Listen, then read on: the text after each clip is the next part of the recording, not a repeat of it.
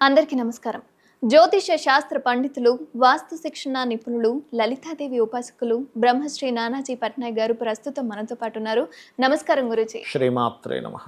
గురూజీ, ఈసారి గ్రహాలకు సంబంధించి శని, కుజుడు, రవి, శుక్రుడు. సో ఈ గ్రహాల కాంబినేషన్స్ కి సంబంధించి కుంభం రాశి వారికి ఈ మాసంలో ఏ విధంగా ఉండబోతుంది గురూజీ? కుంభ రాశి కానివ్వండి, కుంభ లగ్నం కానివ్వండి, ముఖ్యంగా లగ్నం నుంచి చూసుకోండి. లగ్నం తెలియని వారు రాశి చూసుకోవచ్చు, తప్పేం లేదు. వీరికి ప్లానటరీ పొజిషన్స్ కనుక చూసుకుంటే లగ్నంలోని ద్వితీయ స్థానంలోని మూడో స్థానంలో వరుసగా 3 స్థానాల్లో పాపగ్రహాలు ఉన్నాయి.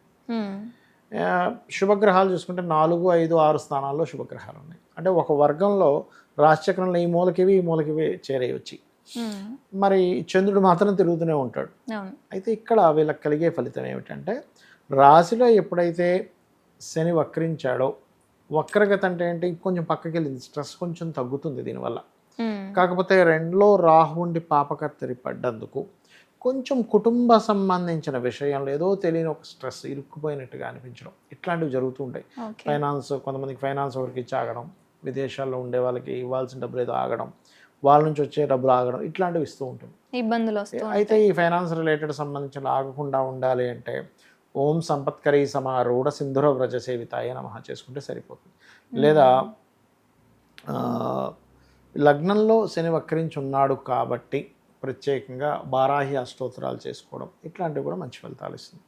అయితే ఇక్కడ 3లో కుజుడు ఉన్నందుకు అన్నదమ్ములతో తెలియని ఒక ఘర్షణ, ఎందుకంటే 3 అన్నదమ్ములు, కుజుడు సహజంగా అన్నదమ్ములకు కారకుడు, ఇలాంటివి ఇస్తూ ఉంటుంది. సో ఈ విషయంలో కొంత జాగ్రత్త తీసుకుంటూ, అష్టమ స్థానంలో కేతు ఉన్నందుకు పర్టికులర్గా వీళ్ళు ఏంటంటే మనకి 1 సంవత్సరం వరకు అక్కడ ఉంటాడు యాక్చువల్గా, నెక్స్ట్ ఇయర్ మే వరకు కూడా. అందుకని యాన్సిస్టర్స్ ప్రాపర్టీస్ అంటే తాతగారి ఆస్తికి సంబంధించిన విషయంలో తొందరపాటు నిర్ణయాలు పనికిరావు అనేటువంటి చాలా స్పష్టంగా చూపిస్తుంది. అయితే వీళ్ళకి 4లో గురువు అండ్ లగ్నంలో శని వక్రించి ఉన్నప్పటికీ దీని ఫలితం ఏమిటంటే ఉద్యోగ అవకాశాలు, బ్యాంకింగ్, కన్సల్టెన్సీ సెంటర్స్, ఇట్లాంటి వాటిలో ఉద్యోగ అవకాశాలు బ్రహ్మాండంగా కలిసి వస్తాయి.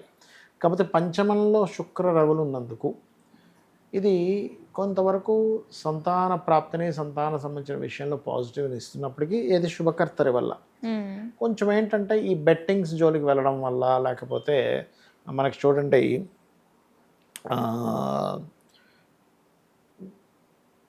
ఈ ప్రేమ వ్యవహారాలకు సంబంధించిన వాటి మూలంగా, అందులో ముఖ్యంగా గవర్నమెంట్ జాబ్ చేసేటువంటి వారితో ఏదైనా ప్రేమ వ్యవహారాలకు సంబంధించినవి మీరు ఏదైనా ప్రపోజ్ చేయడం వల్ల కొంత డిస్టర్బెన్స్ అనేది క్రియేట్ అవుతుంది. కాకపోతే శుభకర్తెలో ఉంది కాబట్టి పర్లేదు, మంచిదే. అంటే వీళ్ళ జాతకంలో అంటారా, ప్రేమ విషయంలో వీళ్ళ జాతకంలో ఆ కాంబినేషన్ వచ్చింది. కాకపోతే పెద్ద ఇబ్బంది ఏం కాదు, ఎందుకంటే అది శుభకర్తెలో ఉంది కాబట్టి. బట్ ఏదైనా సంతానానికి అండ్ ఉద్యోగానికి అండ్ అదేవిధంగా బిజినెస్లో ఇన్వెస్ట్మెంట్స్కి కొంతవరకు బాగుంది. కాకపోతే లాంగ్ టర్మ్ ఇన్వెస్ట్మెంట్స్ బాగా రాణిస్తాయి, ఎందుకంటే శని వక్రించాడు కదా. సో లాంగ్ టర్మ్ ఇన్వెస్ట్మెంట్స్కి చాలా చాలా బాగుంది. మరి వీళ్ళు దేవతారాధన ఏం చేసుకుంటే బాగుంటుంది అని చెప్పి చూసుకున్నట్లయితే, కుంకుమతో అమ్మవారిని అర్చించడము, సూర్య నమస్కారాలు చేసుకోవడము, ఇవి చక్కటి ఫలితాలు ఇస్తుంది. గురూజీ, ఒకవేళ అంటే ప్రతి ఒక్కరికి రాశి తెలియాలి అన్నది ఏం ఉండదు, బట్ ఒకవేళ లగ్నము తెలియదు, లేదా నక్షత్రం తెలియదు, రాశి తెలియదు, ఇలా తెలియని వారికి ఏదైనా పరిష్కారం ఉంటుందా గురూజీ? తప్పకుండా అమ్మా. ఇప్పుడు లగ్నం తెలియదు అనుకోండి, మెయిన్ మేషాన్ని లగ్నంగా తీసుకుంటాం. తెలియదు, సహజ కాలపురుష సంబంధించిన దాంట్లో మెయిన్ లగ్నం దానిగా తీసుకోవాలి. వీళ్ళు ఎటువంటి జాగ్రత్తల్లో ఉండాలి అని చెప్పి తీసుకున్నట్లయితే, పర్టికులర్గా వీళ్ళు శని కుజులు ఎప్పుడైనా వక్రించిన శని కుజుడిని చూసేటప్పుడు సర్వసాధారణంగా ఏమవుతుంటుందంటే, దేశవ్యాప్తంగా కానీ రాష్ట్రాల వ్యాప్తంగా, ప్రపంచవ్యాప్తంగా జరిగేది ఏంటంటే, ప్రకృతిలో ఇన్బ్యాలెన్స్ అవుతుంది, బ్యాలెన్స్డ్గా ఉండదు ప్రకృతి. అందుకే చూడండి, అప్పుడే ఎండ విపరీతంగా కనిపిస్తుంది వర్షాకాలంలో, మళ్ళీ అక్కడే వర్షం పడినట్టు అనిపిస్తుంది. వర్షం పడుతుంది అనేసి నెక్స్ట్ డే విపరీతమైన ఎండాకాలంలో ఎండ. అంటే ఏంటి, ప్రకృతి ఇన్బ్యాలెన్స్ అయింది.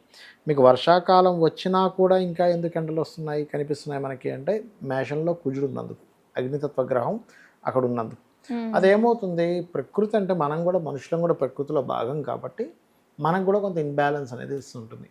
కొంతమందికి బాగా హీట్ అవ్వడం కానీ, కోల్డ్ అవ్వడం కానీ, తిన్నది కొంచెం ఏదో అజీర్ణం చేయడం కానీ, ఇట్లాంటివి ఇస్తూ ఉంటుంది. అందుకని ఏంటంటే, తీసుకున్న ఫుడ్ విషయంలో అందరూ జాగ్రత్త తీసుకోవాలి.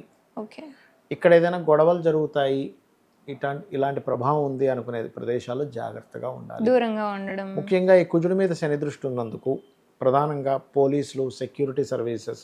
ఈ సెక్యూరిటీ అంటే బయట కనబడే సెక్యూరిటీ కాదు, సాఫ్ట్వేర్లో సెక్యూరిటీ ఇవి ఉంటాయి. అటువంటివి చేసేవారు కొంత జాగ్రత్త వహిస్తూ ఉండాలి. అయితే ఇక్కడ బిజినెస్ పీపుల్కి చాలా బాగుంటుంది. And teaching, trainings and accounting రంగాల్లో ఉండేటువంటి వారికి అనుకూలమైనటువంటి వాతావరణం కనిపిస్తుంది, అందులో ఎటువంటి డౌట్ లేదు. అయితే ఇప్పుడు మరి మీరు ఇందాక అన్నట్టుగా నక్షత్రము, రాశి ఏమీ తెలియదు కానీ ఇబ్బంది కలగకూడదు అనేటువంటి ఒక భావన ఉంటుంది. అందుకని వీళ్ళు చేయవలసింది ఏంటంటే, ఎవరైనా సరే మాకు ఏమీ తెలియదు కానీ నాకు ఇబ్బంది కలగకుండా ఉండాలి అనుకుంటే కనుక నవగ్రహాలలో రాహుకేతువులు గుర్తుపెట్టుకోండి, రాహుకేతువులు అందరికీ గుర్తుంటాయి. అదేవిధంగా శని, కుజులు, ఈ 4 గ్రహాల దగ్గర దీపారాధన చేసి ఒక 9 ప్రదక్షిణాలు చేసుకొని అదే ఆలయంలో ఉన్న స్వామి వారికి, అమ్మవారికి, ఎవరికో ఒకరికి వీళ్ళకు 3 ప్రదక్షిణాలు చేసుకొని ఒక 10 నిమిషాలు అలాగా కూర్చొని మెడిటేషన్లో మీరు ఏ ఆలయానికి అయితే వెళ్తారో అక్కడికి వెళ్ళి ఓం కాలభైరవాయ నమః. ఎందుకంటే కాలంలో ఉండేటువంటి ప్లాంటరీ కాంబినేషన్స్ ఏవైతే ఉన్నాయో వీళ్ళ మీద ఇబ్బంది కలగకూడదు కాబట్టి ఓం కాలభైరవాయ నమః లేదా ఓం హరిమర్కట మర్కటాయ నమః. ఈ 2 నామాల్లో ఏదైనా ఒకటి చేసుకోవచ్చు. ఈ 2 చేసుకుంటూ మీకు దగ్గరలో గోశాల ఉందనుకోండి, గోవులకు వెళ్ళి చక్కగా గ్రాసము, గడ్డి ఉంటుంది, గడ్డి, బెల్లము, క్యారెట్స్, బెల్లము 4 ఉండలుగా చేసి చిన్న చిన్న ఉండలుగా గోవుకు తినిపించండి. అప్పుడు ఏమవుతుందంటే వీళ్ళ జన్మజాతకాల్లో జాతకం తెలియదు కానీ జాతకం ఉంటుంది వాళ్ళకి. ఉన్నప్పుడు వీళ్ళకి ఏదైనా శని మహర్దశ కానీ కుజ మహర్దశ కానీ నడిచేటప్పుడు ఇలా శని కుజులు పరస్పరం వీక్షణలో ఉన్నప్పుడు అది డిస్టర్బెన్స్ని క్రియేట్ చేస్తూ ఉంటుంది, కోపాన్ని తెప్పిస్తూ ఉంటుంది. అకాలమైన కోపాలు అంటే అసలు అకారణంగా కోపం వస్తూ ఉంటుంది, అకారణంగా గొడవ జరుగుతుంది. నిజంగానే కొంతమంది అప్పటి వరకు సైలెంట్గా ఉంటూ సడన్గా కోపం అనేటువంటిది వస్తూ ఉంటుంది. అంటే వాళ్ళు కంట్రోల్ తప్పిపోతారు. వాళ్ళు ఎంతో ఉన్నతమైనటువంటి స్థితిలో ఉన్నా సరే కోపం వల్ల కంట్రోల్ తప్పిపోవడం జరుగుతుంది. అలాంటిది జరగకుండా ఉంటుంది చేసినట్లయితే.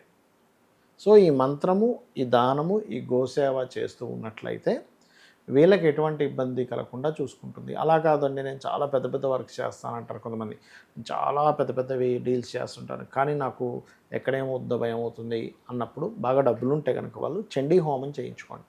లేదంటే నేను ఏదో చిన్న ఉద్యోగం చేసుకుంటున్నాను, హోమాలు అవి చేసుకోలేను అనుకున్న వాళ్ళు చక్కగా మీరు ఓం హరిమర్కట మర్కటాయ నమః, ఓం కాలభైరవాయ నమః.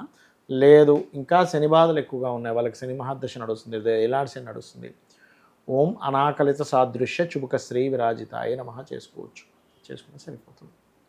ధన్యవాదాలు. శ్రీమాత్రే నమః.